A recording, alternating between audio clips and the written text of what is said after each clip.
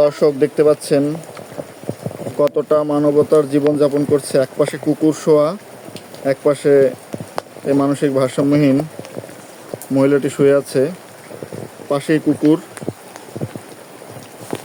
দেখে খুবই খারাপ লাগছে, পুরো শরীরে ভেজা। এই চাচি ভিজা শরীরে কিভাবে কাটাচ্ছেন?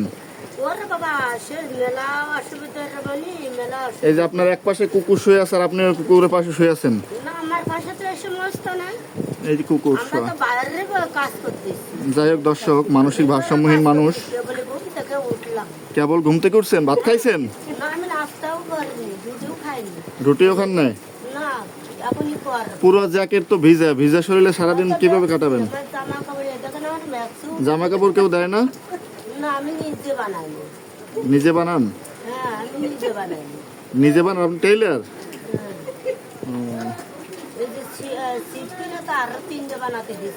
এখন কি ক্ষুধা লাগছে? ভাত খাইছেন আজকে? কেউ দেয় না খাবার?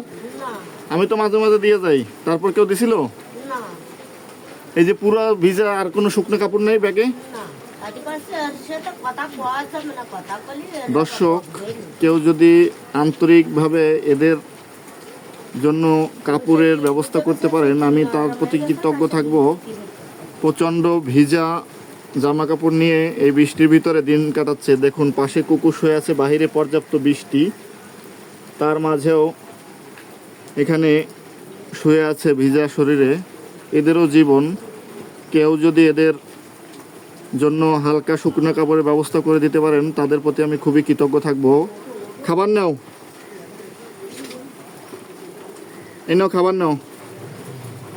খাবার খাইছো আজকে?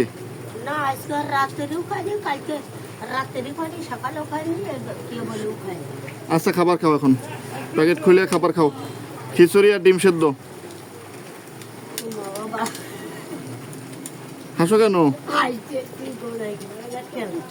হ্যাঁ, যাই হোক দর্শক, মানসিক ভারসাম্যহীন মানুষ, এদের কথা বোঝা দায়। ভালো থাকবেন। শরীরে বিভিন্ন পোকায় বাসা বেঁধেছে, ভিজা অবস্থায় থাকতে থাকতে পুরো শরীরই অবস্থা খারাপ দেখতে পাচ্ছেন। তার মাঝেও একবেলা খাবার বিতরণ করলাম, ডিম সাথে খিচুড়ি। এই একসাথে ডিম খাও না, আগে খিচুড়ি দিয়ে খাও। খিচুড়ি খাও আর ডিম খাও।